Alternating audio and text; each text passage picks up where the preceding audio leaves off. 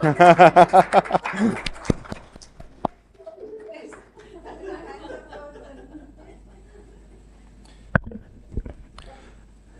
you very much. Today, I'm very happy to make the first presentation of this course. Welcome, everyone. I will talk about the definition and the pathogenesis of the ROP. I'm Baran Ozdemir from Ankara, Turkey, Gazi University. Retinopathy of a prematurity is a developmental vasoproliferative disease that affects the immature retina of the premature infants. Its key feature is the interruption of the normal vascular growth after preterm birth. Initially, physiologically, angiogenesis is arrested and later abnormal neovascularization growth into vitreous. The disease is classified by international classification of ROP, and if the ROP is left untreated, this abnormal vascular proliferation can progress to tractional retinal detachment, which may cause an irreversible blindness. Although we can now save extreme preterms, premature infants, ROP continues to be a problem about irreversible vision loss. This paradox, which is the improved neonatal care and increased ROP risk, make the disease is very unique. Although 32,000 of preterms face blindness due to ROP yearly, so ROP is very important in this manner.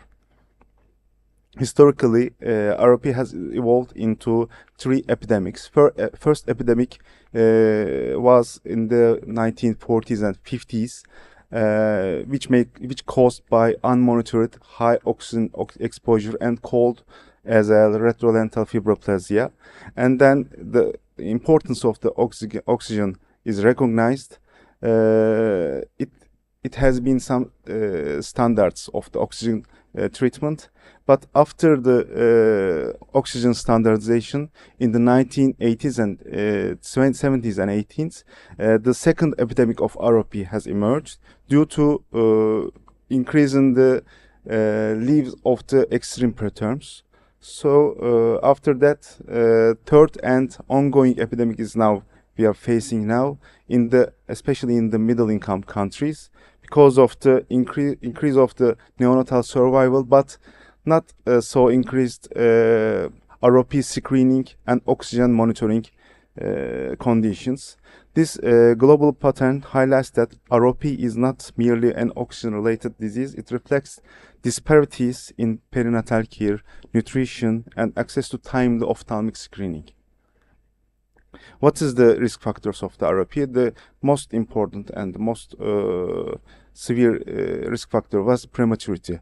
More premature babies cause more severe ROP. And the second important thing is, in middle income countries, older and larger infants still may develop severe ROP. So it's the problem of middle and low income countries now.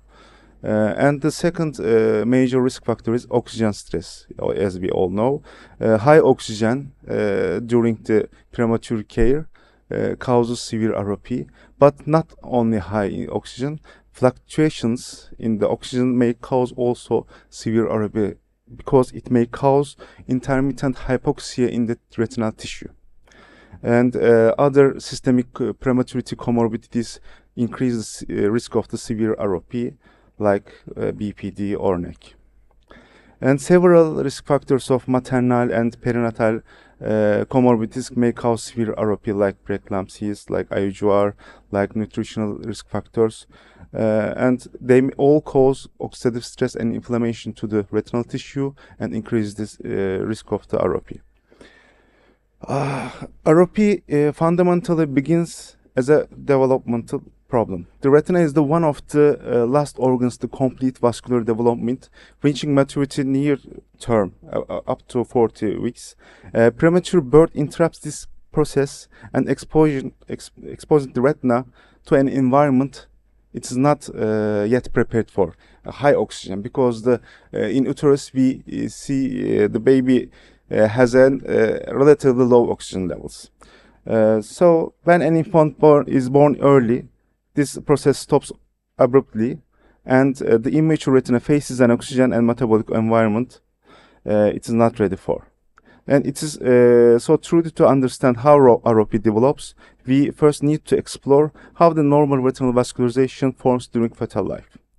The human eye develops three distinct but interconnected circulations: the hyaloid system, the choroidal system, and the retinal circulation. The hyaloid vasculature is the first ocular circulation to appear, starting around 4 to 6 weeks of the gestation. It formed through the hemovasculogenesis. That means both blood and endothelial vascular cells arise from a common progenitor called hemangioblasts. This transient system consists of hyaloid artery, vasa hyaloidea propria, and tunicovasculosa lentis. And the system regresses by endothelial apoptosis and the macrophage activation about 12 or 13 weeks of gestation. And this regression is very important to clear the visual axis and allow the normal retinal vascularization.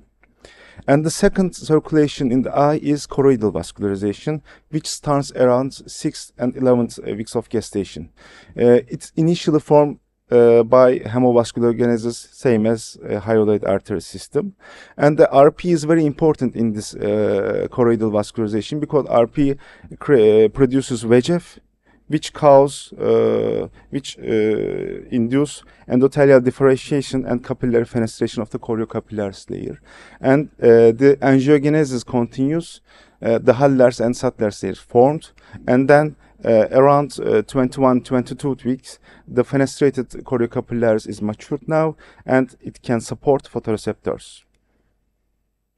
The retinal circulation is the last to develop, begins at the 12th and 14th weeks of gestation, and continues to the birth, actually. It starts with vasculogenesis, guided by Müller cells and astrocytes. The vasculogenesis creates zone 1 vascular system, and then it continues with angiogenesis, which causes the growth of the vessel through the zone 2 and zone 3. Importantly, fovea never vascularizes, maintained by the anti-angiogenic signaling, and premature birth abrupts this vascularization. So this is the summary of the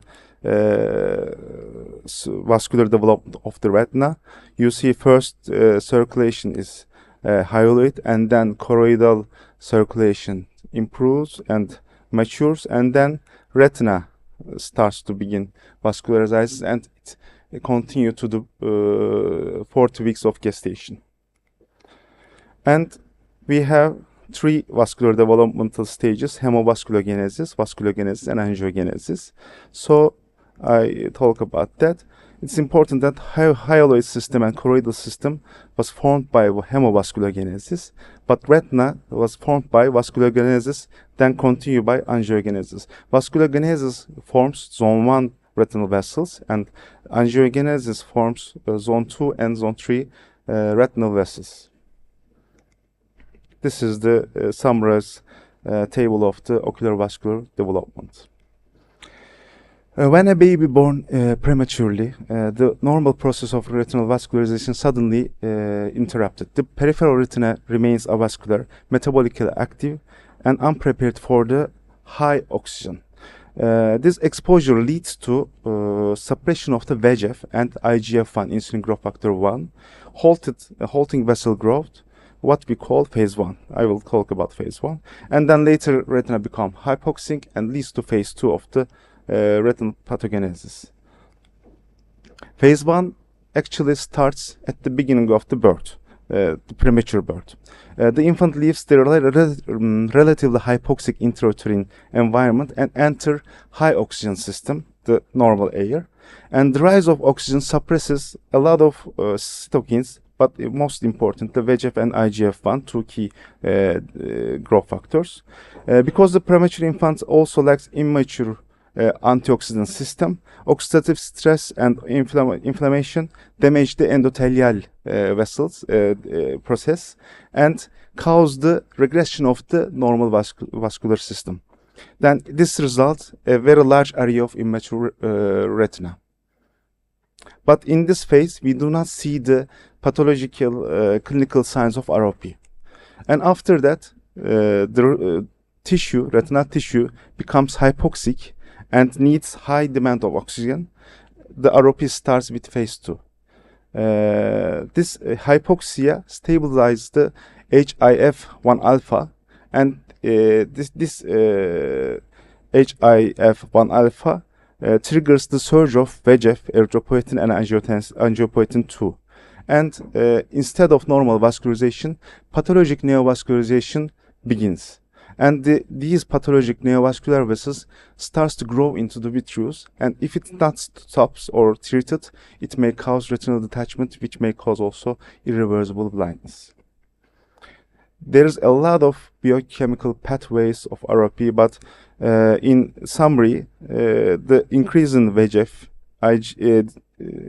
first decrease in VEGF and IGF-1, then increase in VEGF and HIF-1 alpha and erythropoietin and reactive oxygen species cause abnormal neovascularization in the tissue. ROP is not only a vascular disease, it involves neuron, glia, and endothelial interactions. In the normal retina, astrocytes and Müller cells form a scaffold that directs vessel growth through the VEGF gradients. But premature exposure to the oxygen injure these cells, flattening and decreasing the VEGF gradient and disturbing the vascular guidance. As hypoxia develops later, Müller cells and microglia cells release VEGF and inflammatory cytokines, but in a disorganized manner. So neurons are also immature in this phase, and this results a chaotic angiogenesis, which causes pathologic neovascularization. And this pathologic neovascularization cause when we see the stages of the ROP 1 to 5. When we see only the ridge area, we call it stage 1 ROP, but it continues to improve and worsen the disease.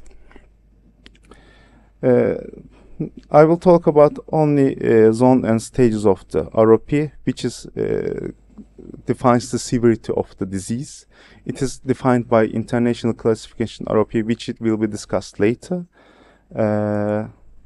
Zones of the ROP represents the location of the disease and the maturity of the retinal vessels. And the most posterior disease is the zone 1 disease, which is defined as a circle centered on optic disc with a radius twice disc fovea distance. Posterior zone 2 is in the edge of the zone 1, extends to the 2 disc diameters beyond zone 1, and zone 2 and zone 3, we all know that it extends to the nasal oroserrator, zone 2, and the temporal crescent of the retina is the zone 3. And there's a new definition of the notch. It will be discussed later, I think, in the ICROP lecture. And we also define the stages of ROP. It is also very related to the pathogenesis of the disease. We all know that the stage 4 and 5 has some irreversible vision loss, and it's important to catch the baby, not to go in there, treat before the stage 4 and 5. And plus disease shows us the severity of the disease, and aggressive ROP is the very challenging condition of the disease. It makes a very high active ROP in the posterior pole.